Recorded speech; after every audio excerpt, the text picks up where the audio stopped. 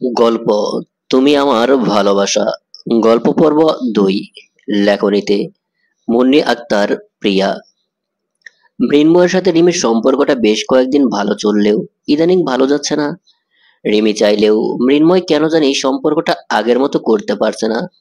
মৃন্ময়ের সবসময় মনে হয় কি যেন একটা মিসিং, কি যেন মিসিং, কিন্তু কি সেটা বুঝতে সময় লাগলেও বাকি রয়নি মিসিং বিষয়টা প্রিয়াঙ্কাকে নিয়ে।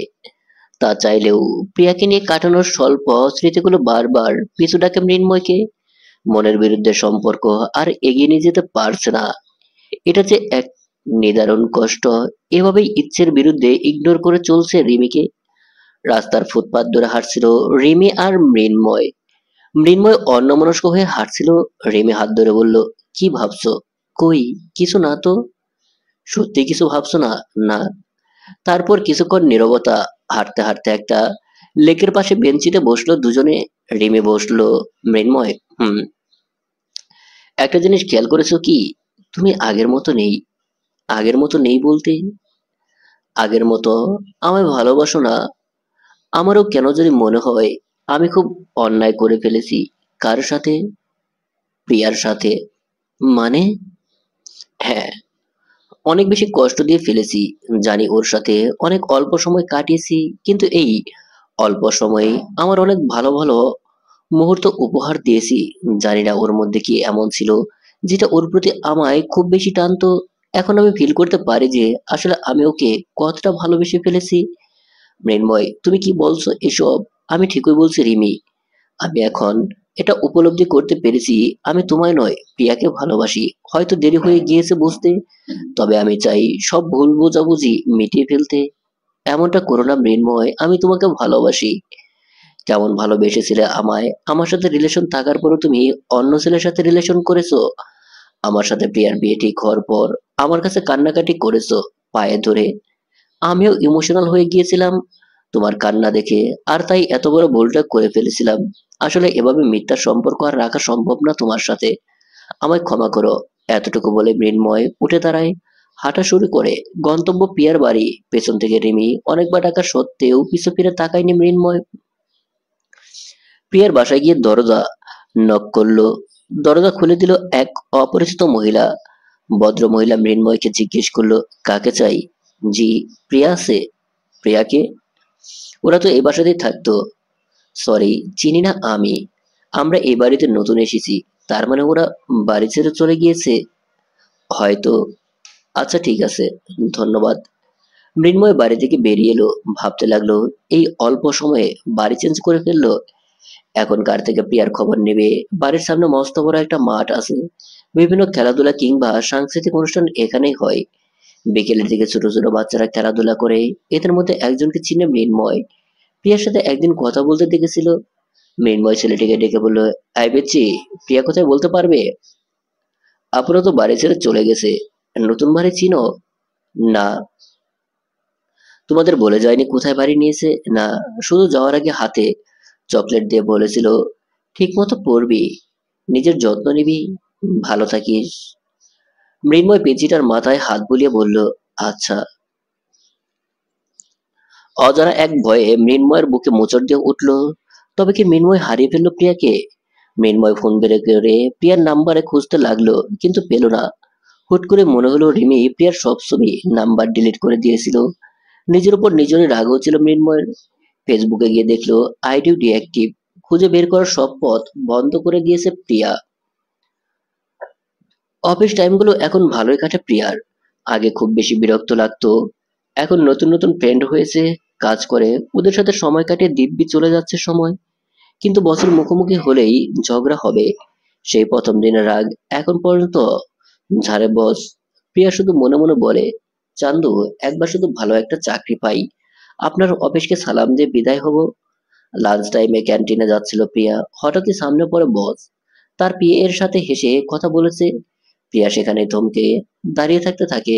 এই গুমরা মুখ আবার হাসতেও পারে? হ্যাঁ, পারেই তো। সবার সাথে হাসতে পারে, শুধু আমার সাথে ঘ্যান ঘ্যান করবে।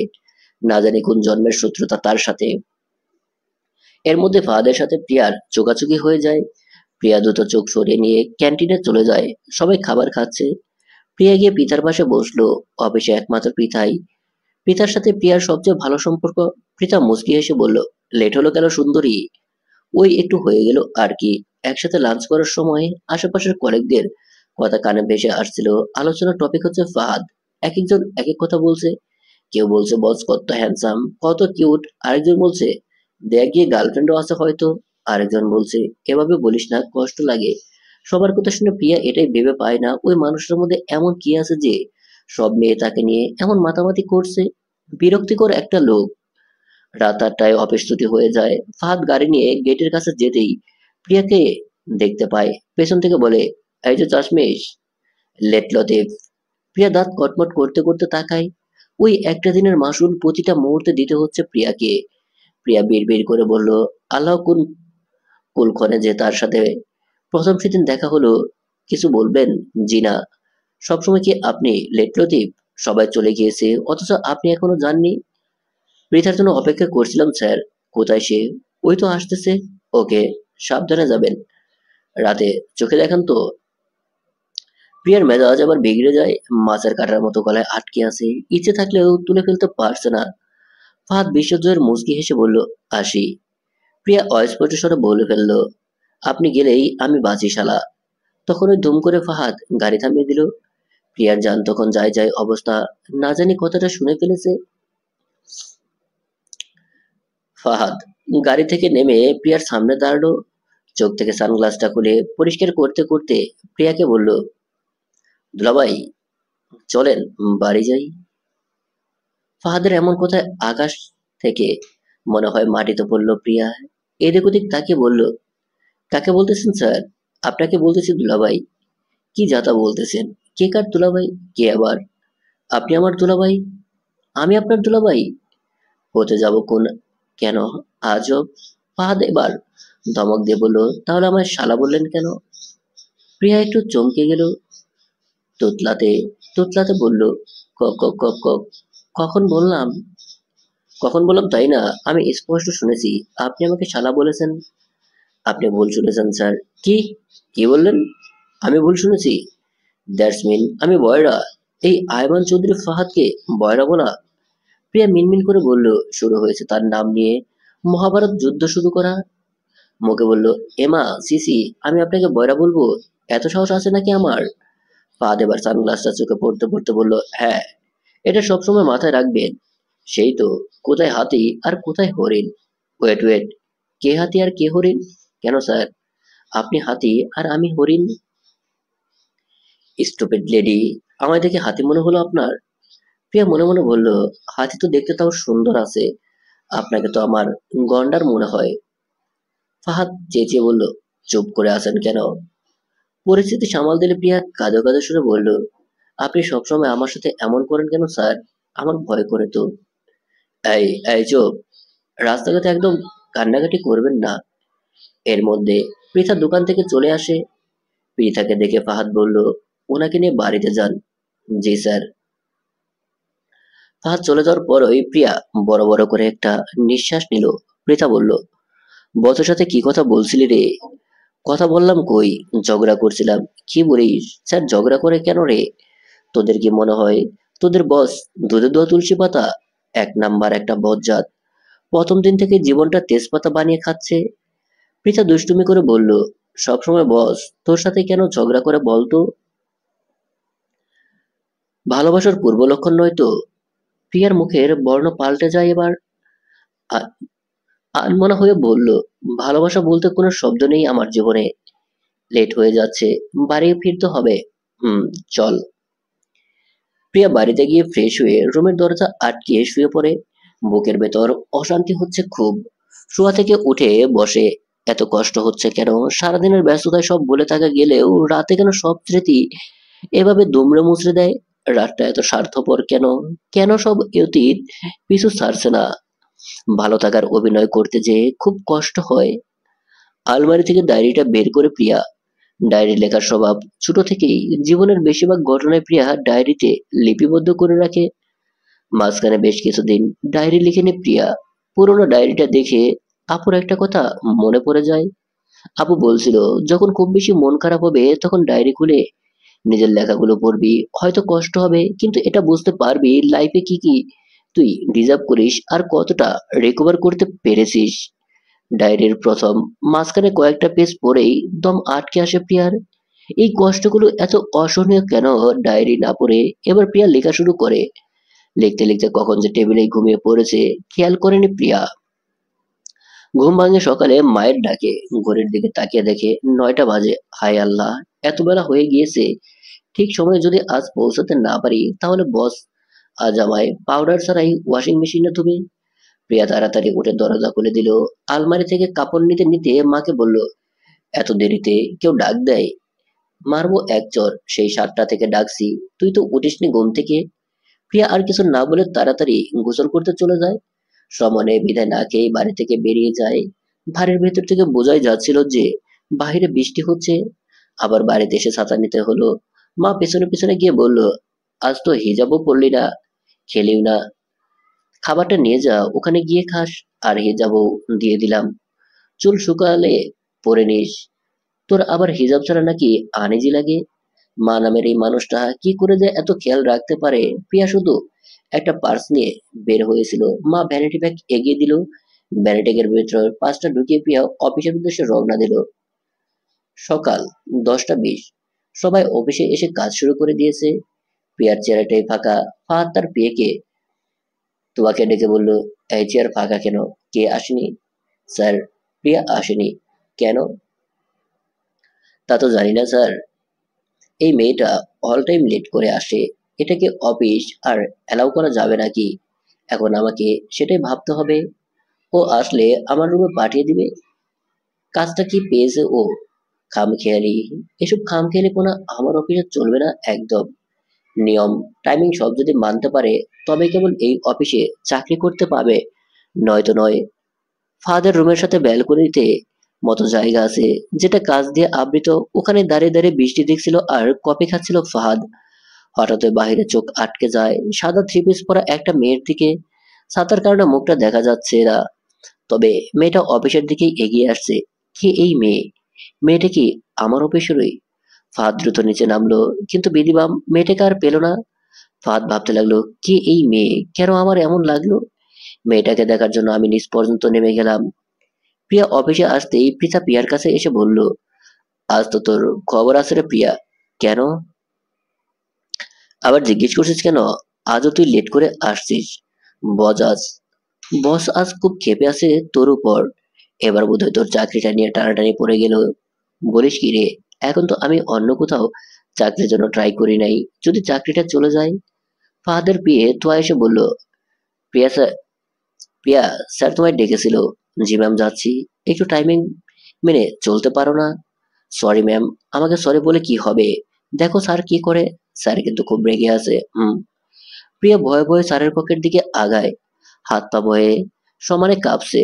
প্রিয়া দরজায় নক করে বলল, may I come in sir? Yes come. Priya ভেতরে ঢুকতেই ফাহাদ বসা থেকে উঠে দাঁড়ায়।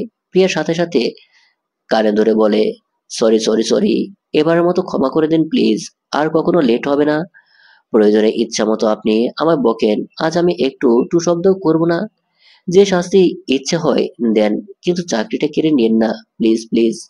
প্রিয়া আকুতি মিনতি করেই যাচ্ছে, কিন্তু ফাহাদের কানে এসব কোনো কথাই যাচ্ছে না। ফাহাদ অপলক দৃষ্টিতে তাকিয়েছে।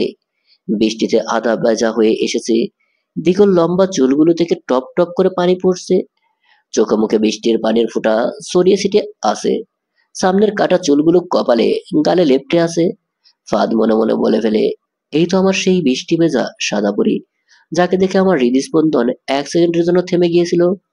বুকের ভেতর তোলপাড় শুরু হয়ে গিয়েছিল। এই সাদা পরীটাই প্রিয়া। এতদিন তো চোখে পড়েনি মেয়েটাকে। নিজের সৌন্দর্যগুলো কি এতদিন লুকিয়ে রাখতো মেয়েটা? এতটা অস্বস্তি কেন লাগছে আমার?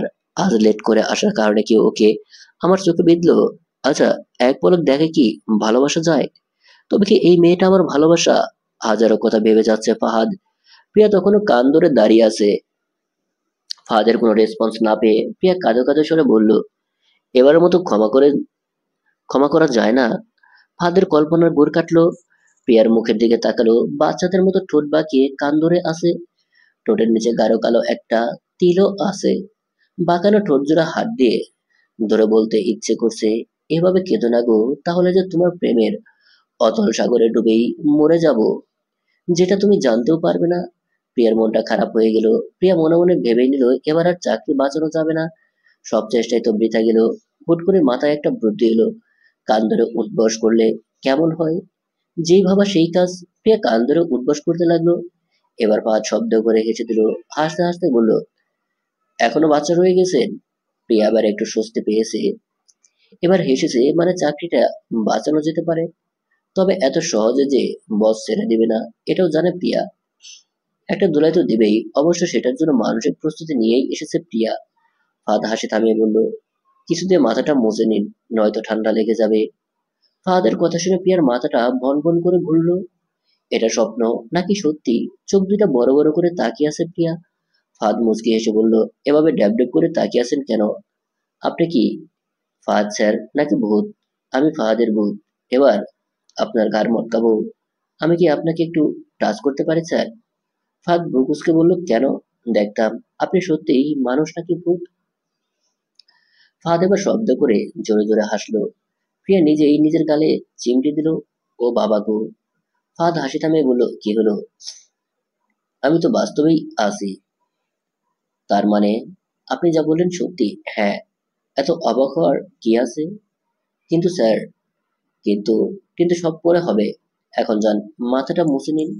প্রিয়া বেরিয়ে ভাবতে লাগলো, কেমনে সম্ভব এটা। প্রিয়া বের হয়ে আসার পর পৃথা এসে বলল, দোস্ত কি হলো রে? বসকে খুব বকেছে? চাকরিটা কি আছে? প্রিয়া চুপ করে আছে।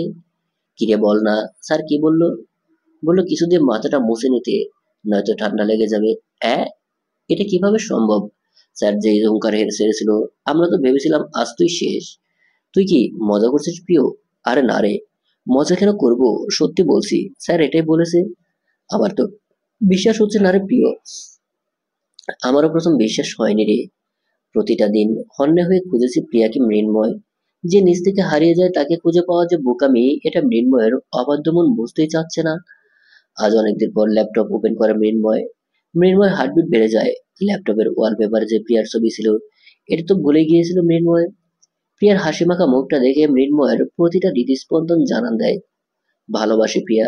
তবে কি নতুন করে ভালোবেসে ফেললো মৃন্ময়? ল্যাপটপে আরো কিছু ছবি পেল মৃন্ময়। ছবিগুলো ফোন দিয়ে স্টুডিও এর দোকানে গেল। 5টার মতো ছবি পেয়েছে। সবগুলো ছবি বের করে ফ্রেমে বাঁধিয়ে এনেছে মৃন্ময়।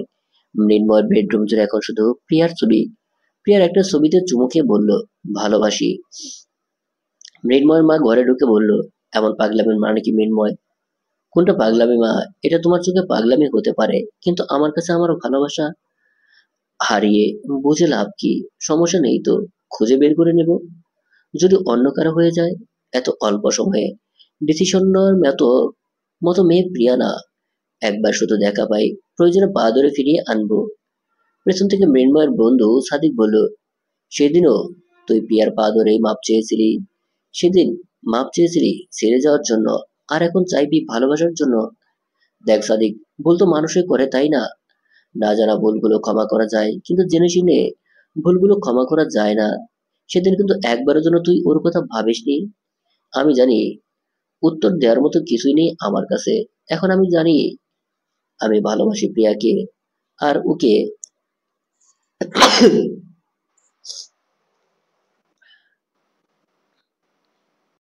আমি জানি উত্তর দেওয়ার মতো কিছু নেই আমার কাছে। এখন আমি শুধু জানি আমি ভালোবাসি প্রিয়াকে, আর ওকে আমি খুঁজে বের করবই। রাত 10টা 50 মিনিট। ফাহাদ মাকে ফোন দেয়। এই রুম থেকে ওই রুমে ফোন দেওয়ার কি আছে ভেবে পায় না ফাহাদের মা। ফোন রিসিভ করার পর ফাহাদ বলল, তাড়াতাড়ি একটু আমার রুমে আসো তো। ফাহাদের মা ভয় পেয়ে গেল। না জানি কি হলো। ফাহাদের রুম যাওয়ার পর ফাহাদ মায়ের হাতে ধরে টেনে বিছানায় বসে মায়ের কোলে আয়েশ করে মাথা রেখে ফাহাদ বলল, মা, ভালোবাসা মানে কি গো? হঠাৎ এই প্রশ্ন হলে কি তোর আজ? তুমি না বড্ড প্রশ্ন করো মা। আচ্ছা, কাউকে এক পলক দেখে কি ভালোবাসা যায়? উদ্দেশ্য সৎ হলে 1 সেকেন্ডে যথেষ্ট। তুই কি কারো প্রেমে পড়েছিস ফাহাদ? প্রেমে পড়েছি কিনা জানি না মা, তবে ভালোবেসে ফেলেছি। কি বলছিস সত্যি? কে সেই মেয়ে? ছবি আছে, দেখো মেয়েটা দেখতে কেমন। তোকে ভালোবাসে তো? উফ মা, এত অস্থির হচ্ছে কেন? আর একসাথে এতগুলো প্রশ্ন। মেয়েটা তো জানেই না যে আমি ওকে ভালোবেসে ফেলেছি। তাহলে জানিয়ে দে। জানাবো। আর একটু সময় যাক, অবশ্যই জানাবো। সময় নিতে গিয়ে আবার দেরি করে ফেলিস না কিন্তু। না মা, এই ভালোবাসাকে হারাতে দেওয়া যাবে না। ফাহাদ সকাল সকাল অফিসের উদ্দেশ্যে বেরিয়ে পড়ে। তার কারণটাও প্রিয়া। প্রিয়া অফিস আসে 10 মিনিট আগে। প্রিয়াকে আসতে দেখে ফাহাদ মনে মনে বলে, এই মেয়েটাকে দেখার জন্য আমি 1 ঘন্টা 40 মিনিট আগে অফিসে এসে বসে আছি, আর মহারানী আসলো মাত্র 10 মিনিট আগে। ফাহাদ লুকিয়ে লুকিয়ে দেখা শুরু করলো প্রিয়াকে। কারণে অকারণে প্রিয়ার আশেপাশে ঘুরঘুর করছে। একটু পরপরই নিজের রুম থেকে ডাকছে, এই ফাইল ওই ফাইল প্রিয়াকে দিয়ে ঘাটাচ্ছে সামনে বসিয়ে। আর সেই সময়টুকু আর চোখে প্রিয়াকে দেখেছে ফাহাদ। প্রিয়া বিষয়টা খেয়াল করলেও প্রথম কয়েকদিন মনের ভুল বলে এড়িয়েছিল, কিন্তু বিষয়টা এখন মাত্রাতীত হয়ে যাচ্ছে। অফিসে প্রায় অনেকে বিষয়টাকে নিয়ে কানাঘুষা করছে। প্রিয়া একদিন ফাহাদকে বলল, স্যার, একটা কথা বলবো? হ্যাঁ, শিওর। আপনি আমায় লুকিয়ে লুকিয়ে দেখেন কেন? সে কি? আমি কখন আপনাকে লুকিয়ে লুকিয়ে দেখলাম? দূর থেকে কোনো ছেলে ফলো করলে সেটা মেয়েরা বুঝতে পারে, আর আপনি এত কাছে থেকে আমায় দেখেন, সেটা আমার চোখে পড়বে না? তার মানে বলতে চাইছেন আমরা কাছাকাছি থাকি? এমন কখন বললাম আমি? বলেননি? না? আচ্ছা বেশ। তা কে বললো আমি আপনাকে লুকিয়ে লুকিয়ে দেখি? বলতে হবে কেন? আমি নিজেই তো দেখছি। তার মানে আপনিও আমায় লুকিয়ে লুকিয়ে দেখেন? মোটেও না। না দেখলে জানলেন কি করে যে আমি তাকাই? চোখ পড়ে যায়। তাছাড়া অফিসের অনেকে বিষয়টা নিয়ে খুব মাতামাতি করছে। আমার খারাপ লাগে তাতে। অবশ্যই, যেখানে আমি কোনোভাবেই ইনভলভ নই সেখানে আমাকে নিয়ে কোনো কানাঘুষা হোক, সেটা আমার একদমই পছন্দ নয়। ওকে ওকে, রিল্যাক্স। এত রেগে যাচ্ছেন কেন? আপনি বুঝতে পারছেন না স্যার? কি বুঝতে পারছি না আমি? আপনি কিছুই বুঝতে পারছেন না? আমি অনেক কিছু বুঝি, বরং আপনিই বুঝেন না।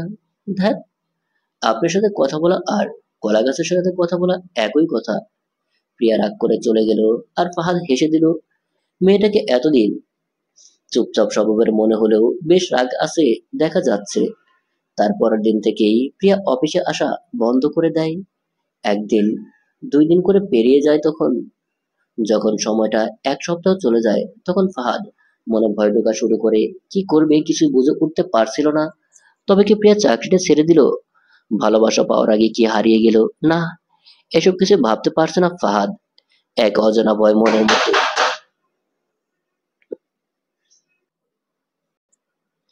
ফাহাদ অফিস থেকে প্রিয়ার নাম্বার জোগাড় করে ফোন দেয়, কিন্তু অদ্ভুত, ফোন নাম্বারটা বন্ধ।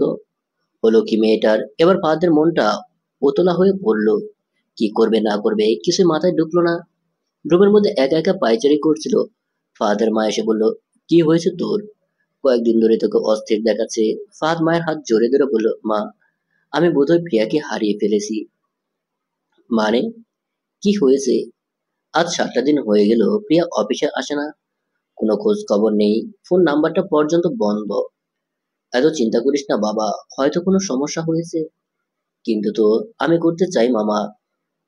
চিন্তা তো আমি করতে চাই না মা, কিন্তু ওর অনুপস্থিতি কেন যেন আমায় বেশি টেনশনে ফেলে দিচ্ছে। এক মুহূর্ত কাউকে এত ভালোবাসা যায়, এটা আমি বিশ্বাসই করতাম না যদি না আমার সাথে হতো। আল্লাহর সহায় আছে, খারাপ কিছু হবে না দেখে নিস। যদি সত্যি হারিয়ে ফেলি, ধুর পাগল, হবে না এমন কিছু। তোর ভালোবাসা তুই ফিরে পাবি। ওর কোনো ফ্রেন্ডসকে চিনিস না। আমি তো তেমন করে কিছুই জানি না ওর ব্যাপারে। শুধু জানি ওকে ভালোবাসি। এখন এটা ভালোবাসা নাকি আকর্ষণ এটা বোঝার জন্য নিজে নিজেকে সময় দিচ্ছিলাম, আর এর মধ্যে এই ঘটনা ঘটে গেল। তবে ওকে অফিসের একটা মেয়ের সাথে বেশি মিশতে দেখি, নাম মেবি পৃথা। তাহলে ওকে জিজ্ঞেস করলে তো পারিস। তাই তো, এটা তো আমার মাথায় আসেনি। টেনশনে মাথা এলোমেলো হয়ে গিয়েছিল। কাল ওই অফিসে গিয়ে জিজ্ঞেস করব। পাগল ছেলে আমার। আচ্ছা শোন, মৃন্ময় এসেছে আজ? কি বলো, কখন এসেছে? বিকেলে এসেছে, একটু আগে বাইরে গেল। ওহ, মৃন্ময় আর ফাহাদ খালাতো ভাই। দুজনের সম্পর্ক শুধু ভাইয়ের নয়, খুব ভালো বন্ধু ওরা। কিছুক্ষণ পরে মৃন্ময় ফোন দেয় ফাহাদকে। হ্যালো ফাহাদ। হ্যাঁ বল। অফিস থেকে ফিরেছি। ফিরেছিস? আরো আগেই। তুই কোথায়? বাইরে আছি। আসছে এখন। আচ্ছা আয়। ফোন রেখে কপালে হাত দিয়ে বিছানায় শুয়ে পড়লো ফাহাদ। মনটা খুব অস্থির। যতক্ষণ না প্রিয়ার কোনো খোঁজ খবর পাবে, প্রিয়াকে একটা নজর দেখতে পারবে, ততক্ষণ পর্যন্ত শান্তি পাবে না ফাহাদ। মলির মুখে ঘরে প্রবেশ করে মৃন্ময়কে দেখেই উঠে বসে ফাহাদ। কিরে মৃন্ময়, শরীরের এ অবস্থা কেন তোর? আর শরীর? শরীর মন প্রাণ না থাকলে কি শরীর ঠিক থাকে? মানে, একজনকে খুঁজছি, মনটা তার কাছেই। কে? রিমি? আরে না, আমার সেই প্রেয়সী, যার সাথে তোর বিয়ে ঠিক হয়েছিল। হ্যাঁ, ওকে তো আমি ভালোবেসে ভালোবেসে প্রেয়সী বলে ডাকতাম। চুপ কর শালা। তুই যেই কাজটা করেছিস মেয়েটার সাথে, এরপর কোন মুখে বলিস ভালোবাসার কথা? আমি জানি রে ভাই, খুব বেশি ভুল করেছি, কিন্তু কি করব বল। ওর থেকে দূরে গিয়ে তো ভালোবাসা উপলব্ধি করতে পেরেছি।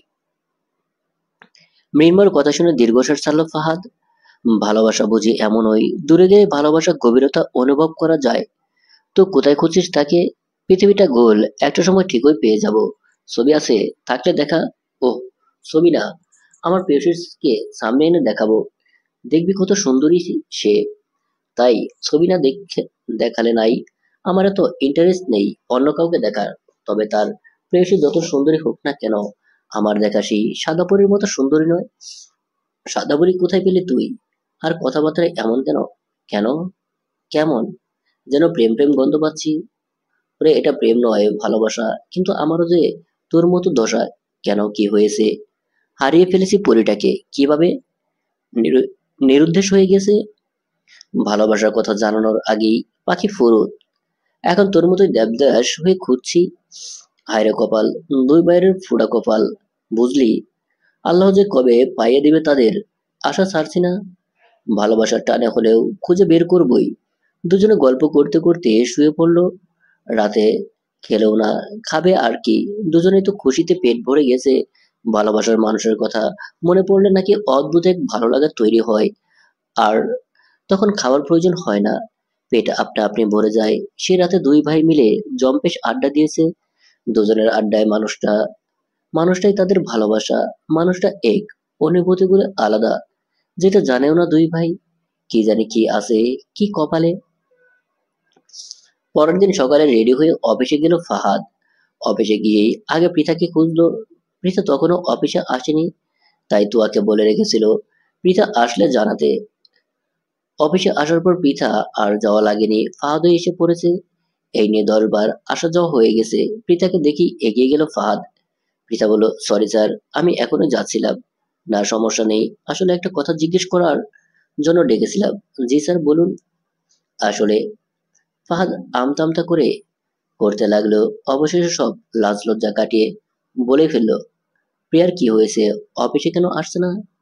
পিতার চেহারারও চিন্তিত ভাব আসলো। মলিন মুখে বলল, জানি না স্যার, অনেকবার ফোন করেছি, ফোন বন্ধ পেয়েছি বারবার। আর ওর বাড়ি চিনি না আমি।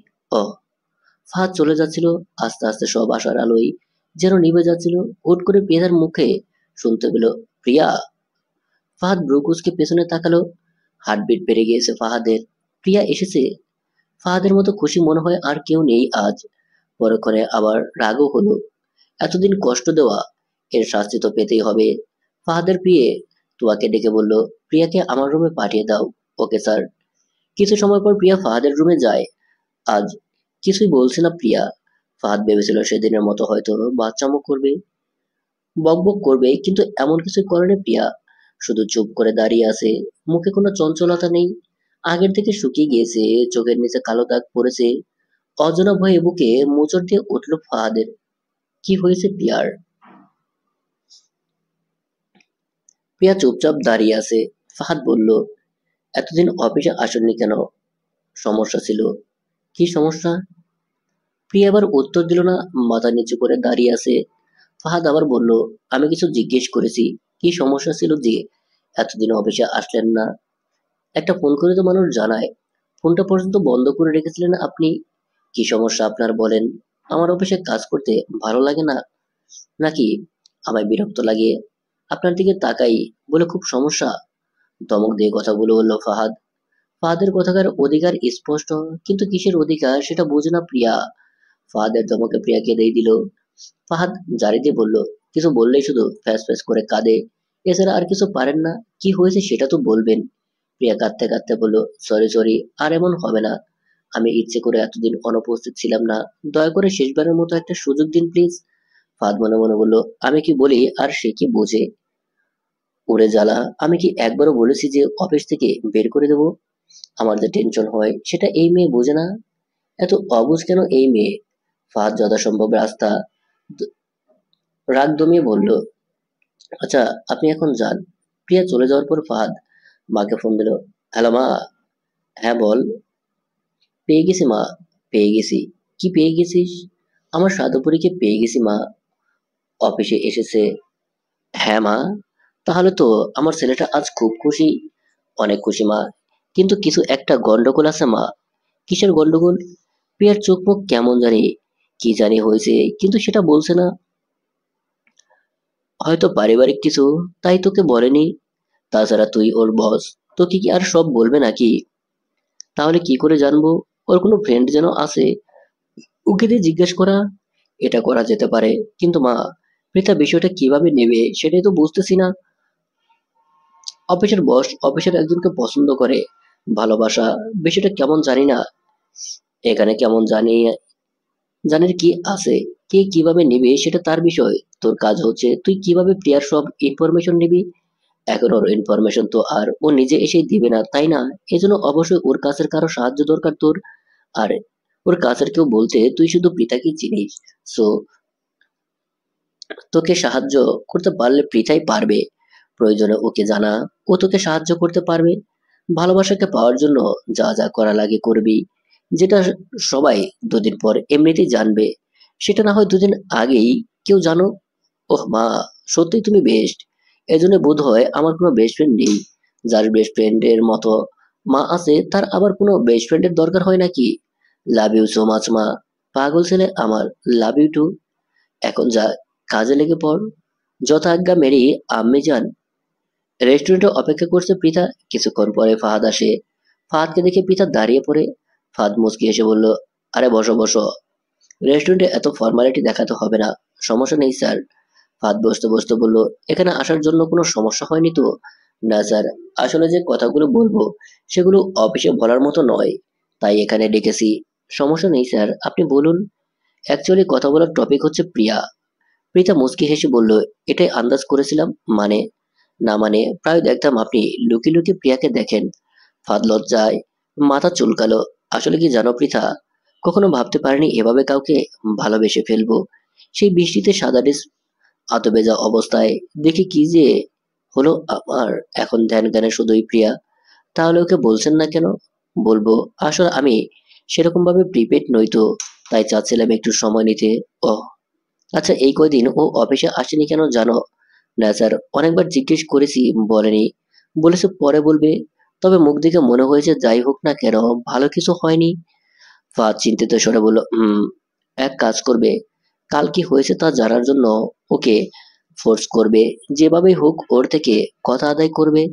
আর যখন জিজ্ঞেস করবে তখন আমায় বলবে আমি কল দেব।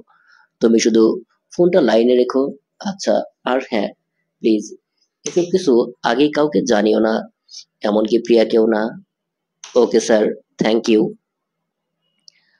ফাহাদ বাড়িতে গিয়ে মাকে জড়িয়ে ধরলো। ফাহাদের বাবা তখন পত্রিকা পড়ছিলেন। পত্রিকার পাতা উল্টে বলল, কি ব্যাপার, খুব বেশি মনে হচ্ছে? হুম। আব্বু খুব খুশি। তো কি কারণ শুনি। আমারও একটু খুশি হই তোমার সাথে। সরি আব্বু, এখন তো বলা যাবে না, তবে সময় হলে অবশ্যই জানাবো। সিরিয়াস কিছু মনে হচ্ছে। ফাহাদ কিছু বলল না। লাজুক হেসে উপরে চলে গেল। মৃন্ময় তখন বারান্দায় দাঁড়িয়ে গান শুনছিল। ফাহাদকে দেখে মৃন্ময় বলল, একটু আগে বাড়িতে আসতে পারিস না? কেন? কেন আবার কি? আমার সাথে একটু সময় কাটাবি? তোর বেটা, এতদিন পর আমার সাদা পরীটাকে পেয়েছি। ওকে না দেখে তোকে দেখবো? কি সেলফিশ রে। যাই হোক, অফিসে এসেছে। হ্যাঁ রে, এজন্য তো আজ এত খুশি আমি। খুব লাকি রে তুই। তোর পরীকে তো তুই খুঁজে পেলি, কিন্তু আমার প্রেয়সী যে আমি কবে পাবো কে জানে। মন খারাপ করিস না, খুব শীঘ্রই খুঁজে পাবি দেখিস। তাই যেন হয়। তবে আমার ট্রিট চাই। কিসের ট্রিট? এই যে তোর পরীকে খুঁজে পেলি তাই।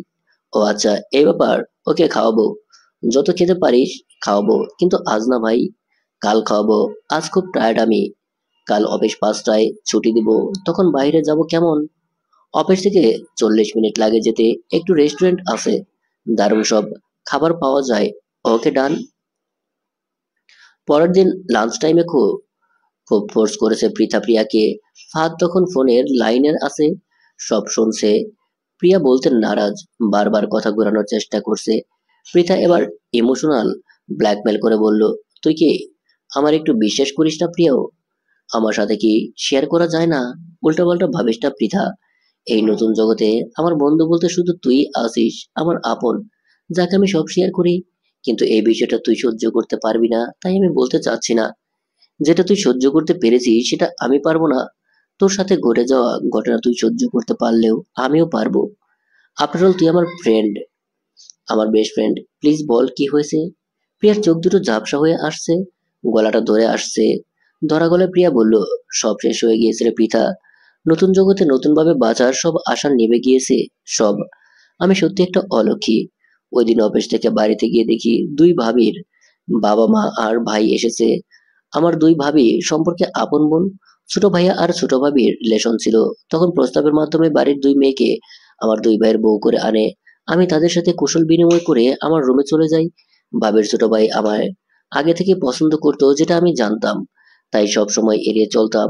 আমার পিছু পিছু ভাবির ছোট ভাই রামিম আমার রুমে আসে, খাটের উপর বসে বলল, কি খবর বিআইন সাহেবা? খবর কি তোমার? আমার খুব রাগ হয় তখন। সরাসরি একটা মেয়ের রুমে আসা, আবার খাটে বসা, বিষয়টা খুবই বিরক্তিকর। কিন্তু ভাবির ভাই বলে কিছু বলিনি। মুখে হাসির রেখা টেনে বলেছিলাম, জি ভালো। মন খারাপ নাকি? না। তাহলে কথা বলছেন না কেন? একটু টায়ার্ড তো তাই, মাথা ব্যথা করছে। আসো মাথা টিপে দিই। আশ্চর্য, নিজের সীমা অতিক্রম করবেন না প্লিজ। আরে আরে, রেগে যাচ্ছ কেন? আমি তো মজা করলাম। আপনি এখন আসতে পারেন প্রিয়াহু। আর কতবার বলবো তোমায় ভালোবাসি? আমি কতবার বলবো যে আমি আপনাকে ভালোবাসি না? Please try to understand. আমি কিচ্ছু বুঝতে চাই না। আমার সব ভালোবাসার প্রতি কোনো ইন্টেনশন নেই। আমি তো তোমায় বিয়ে করতে চাই। দেখো, তোমার অতীত নিয়ে আমার কোনো সমস্যা নেই। আপনার সমস্যা থাকলে বা আমার কি? আমার অতীতকে দুর্বলতা ভেবে আমায় বিয়ে করবেন, এই আশা থাকলে প্লিজ সেটা ভুলে যান। আপনাকে আমি কোনো জন্মেই বিয়ে করব না। তার কারণ আপনি খুব ভালো করেই জানেন। দেখো, আমি জানি আমি নেশা করি, মেয়েদের প্রতি উইক, কিন্তু প্রমিস, তুমি আমার জীবনে আসলে সব ছেড়ে দেব আমি। হাসালেন রামিম। শুনেছিলাম আপনি নাকি আপনার মাকে ছুঁয়েও কথা দিয়েছিলেন এসব আর করবেন না। কিন্তু আপনি কথা রাখতে পেরেছেন কি? পারেননি তো। যেই ছেলে গর্ভধারণীকে দেওয়া কথা রাখতে পারে না, সে আমায় দেওয়া কথা রাখবে? তুমি শোনো, আমি আর কিছু শুনতে চাই না। আপনি এখনই আমার রুম থেকে বেরিয়ে যাবেন প্লিজ, নয়তো আপনি থাকেন আমি চলে যাই। এরপর আর রামিম কিছু বলেনি, চলে যায়। কিন্তু দমে যায়নি তখনও। আমায় বিয়ে করার জন্য উঠে পড়ে লাগে।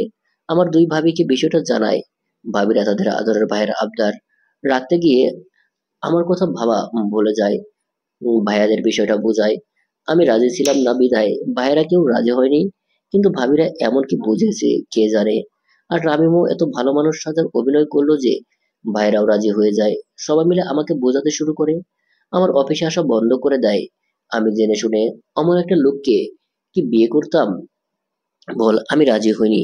একমাত্র মাই আমার পাশে ছিল। আমার সেই পরিচিত ভাই ভাবিদের আমার অচেনা মনে হতে শুরু করলো। একদিন ভাইয়ারা আমাকে বলল, তুমি তোমার মেয়েকে বোঝাচ্ছ না কেন? আমরা কি ওর খারাপ চাই? যদি ওর খারাপ চাইতাম তাহলে কি ফিরে আসতাম আমরা? ওর প্রথম সেই ঘটনার পর বাবা মারা যায়, তখন কিন্তু আমরা দূরে সরে থাকতে পারি নাই মা। সাপোর্ট হয়ে ওর পাশে দাঁড়িয়েছি। আর আজ ওর কাছে আমাদের কথার কোনো মূল্য নেই। দেখ বাবা, সংসারও তো করবে। তাহলে ও যখন রাজি না, কেন বারবার জোর করছিস? বা তুমিও তো দেখছি এখন মেয়ের দলে। এটা দলের বিষয় না রে বাবা। একটু ওর কথা ভাব। ওর কথা ভেবেই আমার সিদ্ধান্ত নিয়েছি যে রামিমের সাথে ওর বিয়ে দেবো। তুমি দেখো মা, আমাদের বোন অনেক সুখী হবে। আড়াল থেকে সেদিন সবটা শুনেছিলাম আমি। পরিস্থিতি যে আমার অনুকূলে ছিল না, সেটা আমি ঢের বুঝতে পেরেছিলাম। শুধুমাত্র মায়ের মুখের দিকে তাকিয়ে রাজি হয়ে গিয়েছিলাম। ঘরোয়াভাবে বের হওয়ার কথা ছিল এরপর। এতটুকু বলে হু হু করে কেঁদে দিল প্রিয়া। ওপাশ থেকে নিঃশব্দে সব শুনছিল ফাহাদ। প্রিয়ার কান্নাগুলো তীরের মতো বিচ্ছিল ফাহাদের বুকে। মনে তখন এক অজানা ভয়, তবে কি সত্যি ফাহাদ প্রিয়াকে হারিয়ে ফেললো? পৃথা প্রিয়াকে জড়িয়ে ধরে বলল, কাঁদিস না প্লিজ। এরপর কি হলো? প্রিয়া কাঁদতে কাঁদতে বলল, এরপর আমার পরিবারটা এলোমেলো হয়ে গেল রে পৃথা। বিয়ের আগের দিন রাতে রামিম ড্রিঙ্ক করে আমার রুমে আসে। রাত তখন 11টার মতো বাজবে। আমি বসে বসে উপন্যাসের বই পড়ছিলাম। রামিম হুট করে রুমে ঢুকে যায়, আমার পাশে বসে আমার হাত ধরে। আমি ছাড়ানোর অনেক চেষ্টা করি, কিন্তু ও অনেক বেশি জোরাজুরি শুরু করে দেয়। ওকে দেখে আমি স্পষ্ট বুঝতে পেরেছিলাম ও মদ খেয়েছে। আমি বারবার বলেছিলাম, রুম থেকে বেরিয়ে যান, প্লিজ বেরিয়ে যান। সরে দিচ্ছ কেন? কাল তো আমাদের বিয়ে হচ্ছেই। আমি রুম থেকে বের হতে বলেছি আপনাকে। রামিম কিছুতেই আমার কথা শুনছিল না। তখন আমি সজোরে একটা থাপ্পড় দেই রামিমকে, ধাক্কা দিয়ে সরিয়ে চেঁচামেচি শুরু করি। তখন সবাই দৌড়ে আমার রুমে আসে। আমি কেঁদে কেঁদে সব বলি ওদের। কিন্তু জানিস পৃথা, আমার ভাইরা এর কোনো প্রতিবাদ করেনি। উল্টো বলেছে নেশা করেছে তো তাই এমন হয়ে গেছে, মাফ করে দেও ওরে বোন।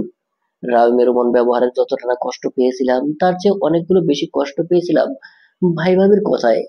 তখন আর চুপ করে থাকতে পারিনি। রাগে বলেছিলাম, আমি এই বিয়ে করব না। করবো না এমন চরিত্রহীন নেশাখোর কোনো ছেলেকে বিয়ে। এতে যদি কখনো আমার বিয়ে না হয় তো না হোক, তবুও আমি এই বিয়ে করব না। এখন যা খুশি করতে পারো তোমরা। তখন এক কথায় দু কথায় অনেক ঝামেলা হয়ে যায় বাড়িতে। এই বিয়ে না করলে ভাবিরা বাপের বাড়ি চলে যাবে সিদ্ধান্ত নেয়। ভাইরাও চায় আমি এই বিয়েটা করি। মা শুধু মুখে আঁচল বুঝে কাঁদতো, কিন্তু আমি আমার সিদ্ধান্তে দৃঢ় ছিলাম। অন্যায়ের কাছে আমি মাথা নত কিছুতেই করব না। ভাইয়া ঠান্ডা মাথায় বলেছিল, দেখ বোন, মানছি রামিম একটা ভুল করেই ফেলেছে, তাই বলে বিয়েটা ভেঙে দিবি? আগের কথাই ভাব। পরপর দুইটা অতীত তোর। তাছাড়া রামিম সব জেনে তোকে বিয়ে করতে রাজি, আর তুই ওর একটা দোষ মাফ করতে পারবি না? বাহ ভাইয়া বাহ।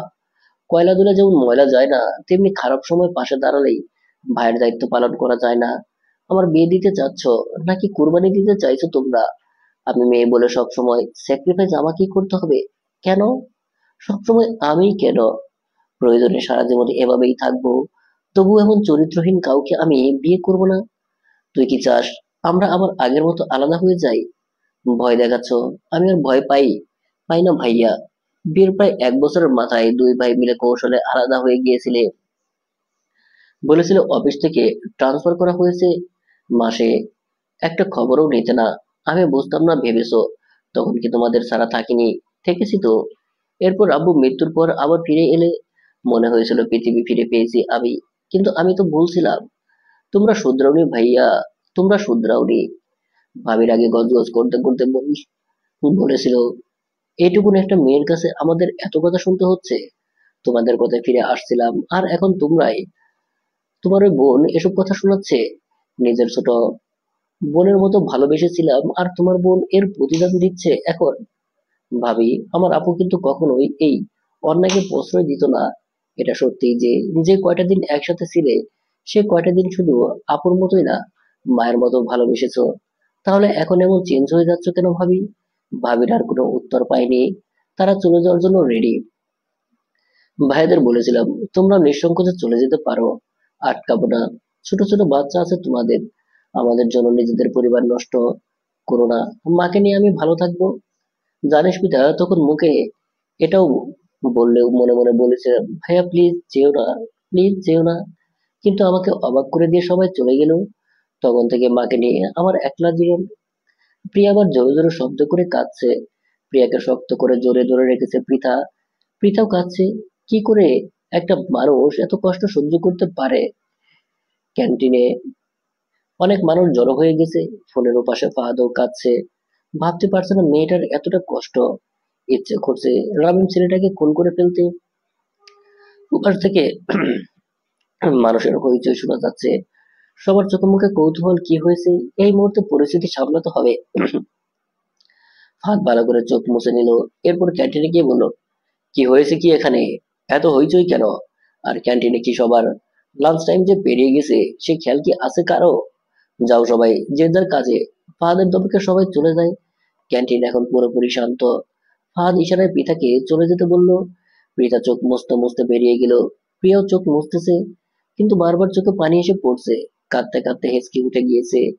ফাহাদ গিয়ে প্রিয়ার পাশে বসলো। প্রিয়া ভাগা ভাগা গলায় বলল, সরি স্যার, আমি কাজে যাচ্ছি। প্রিয়া চলে যাওয়ার সময় পেছন থেকে ফাহাদ হাত টেনে ধরে। প্রিয়া দাঁড়িয়ে পড়ে। ফাহাদ প্রিয়ার সামনে গিয়ে চোখের পানি মুছে বলল, এই বৃষ্টি চোখে পানি মানায় না। কারা কাজে জানেন, যারা হেরে যায়। আপনি কি এত সহজেই হেরে যাবেন? প্রিয়ার কি হলো কে জানে, ধুম করে কাঁদতে কাঁদতে ফাহাদের বুকে ঝাঁপিয়ে পড়লো।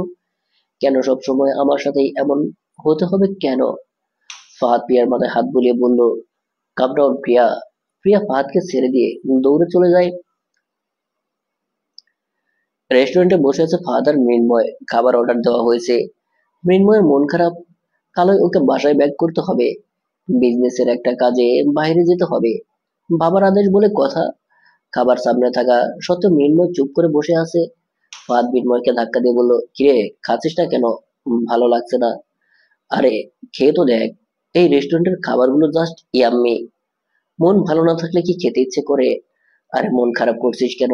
তুই তো আর একেবারে চলে যাচ্ছিস না। কাজটা শেষ করে তো চলে আসবি। হুম, নে এখন খা। এরপর মৃন্ময় আর ফাহাদ একসাথে খাওয়া শুরু করলো।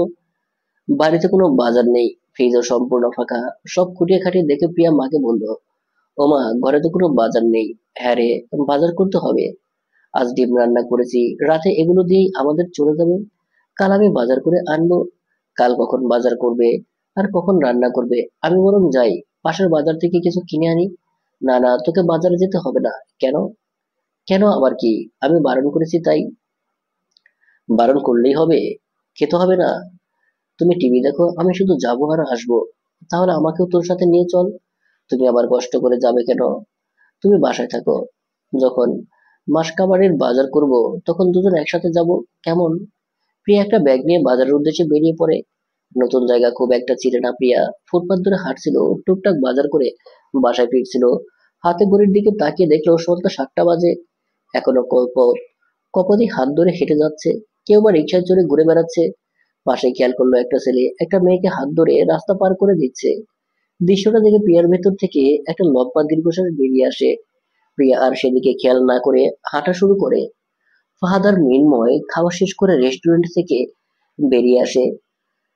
ফাহাদ বলল, চল, ব্যস্ত শহরে একটু হাঁটি। মৃন্ময় হাসি মুখে বলল, চল। দুই ভাই মিলে হাঁটছিল আর গল্প করছিল। ফাহাদ বলল, এভাবে হাঁটতে ভালো লাগছে না, তুই দাঁড়া, আমি দোকান থেকে কিছু কিনে আনি। যা। ফাহাদ দোকানে গেল। মৃন্ময় প্যান্টের পকেটে হাত ঢুকিয়ে গুনগুন করে গান গাইছিল। আচমকা মৃন্ময়ের হার্টবিট বেড়ে গেল। পা দুইটা অসাড় হয়ে আছে। সামনে এগোতে পারছে না। মুখ দিয়ে অনেক কষ্ট করলো ফাহাদ। প্রেয়সী, প্রেয়সী। মৃন্ময় দৌড়াতে শুরু করলো। পেছনে পেছনে ফাহাদও দৌড়ালো। দৌড়াতে দৌড়াতে মৃন্ময় থেমে গেল। সাথে ফাহাদও। দুইজনেই সমানে হাঁপাচ্ছে। ফাহাদ হাঁপাতে হাঁপাতে বলল, প্রেয়সী প্রেয়সী বলে চেঁচাচ্ছিস কেন? আমি প্রেয়সীকে দেখেছি ফাহাদ। কি বলিস? কোথায় দেখলি? যেখানে তুই দোকানে গেলি তখন দেখলাম আমি ওকে। তুই শিওর তুই ওকে দেখেছিস? আমি স্পষ্ট দেখেছি। ওকে চিনতে আমার একটু ভুল হবে না। তাহলে কোথায় চলে গেল? জানি না, এত মানুষের ভিড়ে হারিয়ে ফেলেছি। ও কি তোকে দেখেছে? আমি শিওর না, তবে মনে হচ্ছে দেখেছে। যে নিজে থেকে হারিয়ে যায় তাকে খুঁজে পাওয়া কঠিন রে মৃন্ময়। এত সামনে থেকে দেখেছি, তবু বলছিস খুঁজে পাওয়া কঠিন? দেখা আর মানুষটাকে পাওয়া এক কথা নয়। এমনও তো হতে পারে সে তোর কাছে ধরাই দিতে চায় না কখনো। জানি না আমি এত কিছু। আমি শুধু জানি একবার যখন ওকে এখানে দেখেছি তখন ওকে তো আমি খুঁজে বের করবই। তারপর? তারপর আর কি? ক্ষমা চাইবো যদি ফিরে না আসে। তুই আমার ভাই নাকি শত্রু? হ্যাঁ, পজিটিভ ভাবতে পারিস না? ফাহাদ এবার হেসে দিল। বলো, সরি সরি, তবে পজিটিভ ভাবার আগে নেগেটিভ দিকটা ভাবতে হয়। সব ভাবাভাবি বাদ। বিজনেসের কাজে যে মালয়েশিয়া যাওয়ার কথা ছিল সেটাও ক্যান্সেল। পাগল হলি নাকি তুই? আঙ্কেল এতে ভীষণ রেগে যাবে। পাগলামি না করে কাজটা কর। বাড়ির সবাইকে খুশি রাখ আগে। আর একবার যখন তাকে দেখেছিস তখন এটা তো তুই শিওর যে তোরা এক দেশে এক জেলাতেই আছিস। সো ওকে খুঁজে বের করতে কোনো সমস্যা হবে না। আর একবার যা করেছিস এরপরেও পরিবারের সাপোর্ট পাওয়া অনেক কঠিন, বুঝলি? মৃন্ময় ভাবলেশীন ভাবে বলল, কি বুঝলি? তুই যা বুঝালি। তাহলে তুই মালয়েশিয়া যাচ্ছিস তো? Hmm. That's like a good boy. Now let's go. বাড়ি থেকে দরজা আটকে ফ্লোরে ধপাস করে ব্যাগটা ফেললো প্রিয়া। জগ থেকে পানি ঢেলে ডক ডক করে খেলো। অনেকটা হাঁপিয়ে গিয়েছে। মা এসে বলল, এমন হাঁপাচ্ছিস কেন? প্রিয়া কিছুক্ষণ দম নিয়ে বলল, মা, মৃন্ময়কে দেখেছি আজ। কোথায়? বাজারের ওইখানে। ও তোকে দেখেছে? হ্যাঁ, শুধু দেখেনি, আমার পেছন পেছন এসেছিল। আমি লুকিয়েছিলাম। ওকে দেখে লুকানোর কি আছে? তুই তো কিছু করিসনি। সব অতীত থেকে দূরে সরার জন্য, সব চেঞ্জ করে নতুন জায়গায় আসা। সেখানে যদি অতীতে এসে এভাবে হাত বাড়ায়, তখন আমি লুকাবো না? এসব বাজে অতীতের সম্মুখীন আমি হতে চাই না, মা। ঘৃণা করি, আমি অনেক ঘৃণা করি। মা পিয়ার মাথায় হাত বুলিয়ে বলল, শান্ত হ। আর যা, ফ্রেশ হয়ে নে।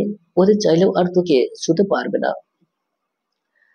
মৃন্ময় মালয়েশিয়া চলে গিয়েছে, কিন্তু মনটা বাংলাদেশে পড়ে আছে। ফাহাদ আজকাল প্রিয়াকে নিয়েই বিভোর থাকে। মনের না বলা কথাটা এখনো হৃদয়ে বন্দি করে রেখেছে। কবে যে এই মনের শিকল থেকে মুক্তি হবে, ভালোবাসার কথা কে জানে।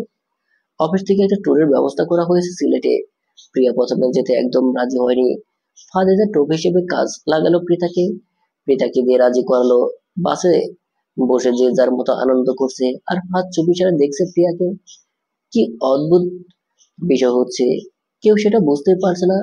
কারণ ফাহাদ চোখে কালো সানগ্লাস পরে বাসের সিটের সাথে হেলান দিয়ে আছে, যাতে সবাই বুঝেছে ফাহাদ ঘুমোচ্ছে।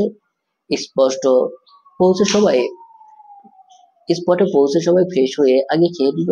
এরপর যে যার মতো ঘুরতে শুরু করলো। পিতা আর প্রিয়া চা বাগানের উঁচু নিচু জায়গায় ঘুরছিল। প্রাকৃতিক দৃশ্য যে কতটা মনোরম তা বাইরে গেলে বোঝা যায়।